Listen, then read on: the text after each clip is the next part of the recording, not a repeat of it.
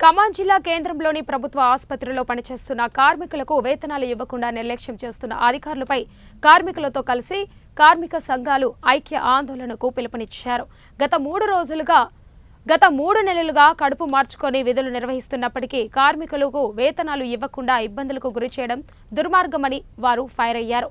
దానిపై సమరానికి సై అంటున్న కార్మిక సంఘాలు కార్మికులు ఒకవేళ సమ్మెకు దిగితే ఆసుపత్రిలో నిర్వహణ అస్తవ్యస్తంగా మారి రోగాలు నయం చేయించుకోవడానికి వస్తున్న రోగులకు మరిన్ని రోగాలు సోకే అవకాశం ఉందని రోగులు ఆందోళన వ్యక్తం చేస్తున్నారు. ప్రతిరోజు ఖమ్మం ప్రభుత్వ ఆసుపత్రికి 5,000 మంది ఓపీకి హాజరవుతున్నప్పటికీ అధికారులు మాత్రం హాస్పిటల్లో సౌకర్యాల కల్పనకు మొండి చేయి చూపడం పట్ల కార్మిక సంఘాలు కార్మికులు రోగులు మండిపడుతున్నారు. కార్మికుల సమస్యలపై ఆసుపత్రి నిర్వహణపై టీయూసీఏ జిల్లా ఉపాధ్యక్షులు కొయ్యల శ్రీనివాస్తో మా ప్రతినిధి వెంకటేశ్వర్లు ఫేస్ టు ఫేస్. ఆసుపత్రిలో ఇప్పటికీ దాదాపుగా 500 మంది నుంచి దాదాపుగా 5,000 వరకు కూడా ఓపీ నడుస్తున్న నేపథ్యం. ఈ నేపథ్యంలోనే మొత్తం ఆసుపత్రుల్లో నిర్వహణ కోసం దాదాపుగా అధికార యంత్రాంగంతో పాటు హాస్పిటల్లో పనిచేస్తున్నటువంటి శానిటేషన్ సిబ్బంది కావచ్చు, కార్మికులు మొత్తం కూడా కడుపు మార్చుకొని తమ విధులు నిర్వహిస్తున్న పరిస్థితి కనబడుతుంది. గతంలో అనేక సార్లు కూడా కార్మిక సంఘాల ఆధ్వర్యంలో కార్మికులకు వేతనాలు చెల్లించాలి, వారి కడుపును నింపేందుకు వారికి వేతనాలు చెల్లించాలని చెప్పి అనేక ఆందోళన నిర్వహించిన నేపథ్యం కూడా ఉంది.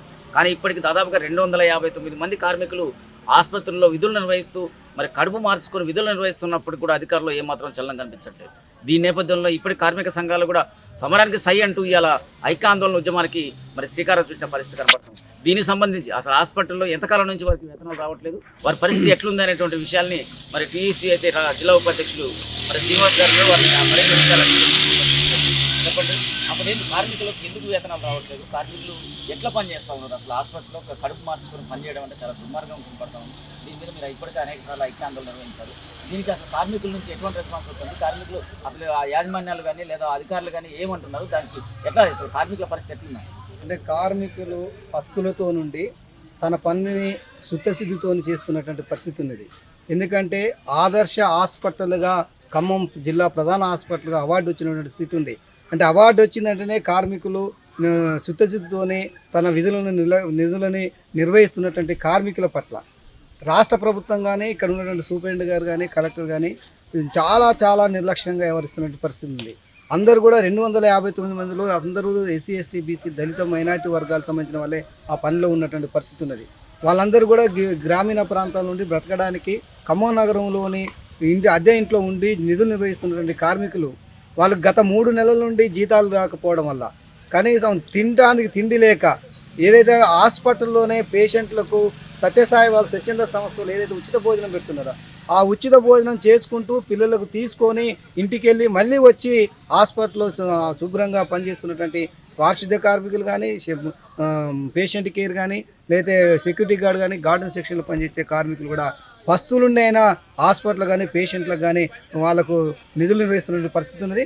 4 జిల్లాల నుండి ఇలా సూర్యాపేట, మహబూబాద్, ఖమ్మం, భద్రాద్రి కొత్తగూడెం జిల్లాల నుండి వచ్చినటువంటి పేషెంట్లకు కూడా కంటికి రెప్పలేక చూసుకుంటూ హాస్పిటల్లో సేవ చేస్తున్నటువంటి కార్మికుల పట్ల జీతాలు ఇచ్చేదాంట్లో మాత్రం ఇక్కడ సూపరింటెండెంట్ గారు ఈ దున్నపోతు మీద వర్షం కురిసే విధంగా వ్యవహరిస్తున్నారు. ఇవాడికి దాదాపు 4 రోజుల పాటు సమ్మె చేస్తున్నా కనీసం సమ్మె దగ్గరకు వచ్చి మీ బాధలేంటి, మీ కష్టాలు ఏంటి, నేను మాట్లాడతా, గవర్నమెంట్తో మాట్లాడి మీకు జీతాలు ఇప్పిస్తాను ఆమె ఇచ్చే ధైర్యం కూడా ఇక్కడ ఉన్నటువంటి సూపరింటెండెంట్ గారికి లేదు. సూపరింటెండెంట్ గారు కార్మికుల్ని ఒక పురుగు లెక్క చూస్తున్నటువంటి పరిస్థితి. అందుకనే ఇవాళ మేము ఇవాళ జీతాలు రావడం ఉద్యోగాలు పోవడం అనే ఒక నినాదంతోనే మేము గత 4 రోజులు బట్టి సమ్మె చేస్తున్నాం. మేము నిధులు నిర్వహించలేదు. రేపు సోమవారం నాడు హైదరాబాదులో కోటి సెంటర్లో ఉన్నటువంటి వైద్య విధాన పరిషత్ దగ్గరికి వెళ్ళి మాకు జీతాలు ఇస్తారా, ఇక్కడే మేము పస్తులుండి వంటలు వండుకొని ఇక్కడే ఉండమా అనే నినాదంతో మేము అక్కడ పోయి ఆందోళనకు సిద్ధమవుతున్నాం. ఇప్పటికైనా ఈ జిల్లాలో ఉన్నటువంటి 3 మంత్రులు, ప్రధానంగా ఆర్థిక శాఖ మంత్రిని కలిసినాం, వ్యవసాయ శాఖ మంత్రి కలిసినాం, రెవెన్యూ శాఖ మంత్రి కలిసినాం. వాళ్ళు ఇస్తాం చూస్తాం చేస్తూ ఉంటారు తప్ప కార్మికుల పట్ల కనీసం కార్మికులకు జీతాలు ఎందుకు ఆగినాయని వాళ్ళ ఇంటెలిజెన్స్ ద్వారా కూడా తెలుసుకొని సమస్య పరిష్కారం వైపు కూడా చూస్తున్న స్థితిలో ఇవాళ జిల్లా మంత్రులు ఉన్నారు, అధికారులు ఉన్నారు. కాబట్టి వీళ్ళు పోరాటమే శరణ్యము, పోరాటంతో మాకు సమస్య పరిష్కారం అయితే అని ఏదైతే నినాదం ఉందో ఆ నినాదంతో రేపు హైదరాబాదులో 259 మంది కార్మికులను తీసుకెళ్ళి మేము ధర్నా నిర్వహిస్తున్నాం.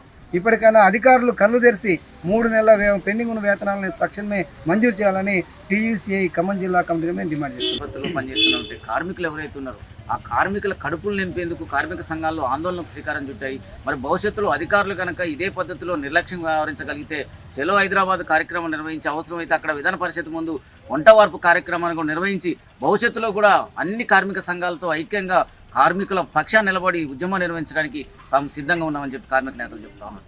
కెమెరా పర్సన్ నరేష్తో వెంకటేశ్వర్లు, 1 టీవీ న్యూస్ ఖమ్మం నుంచి.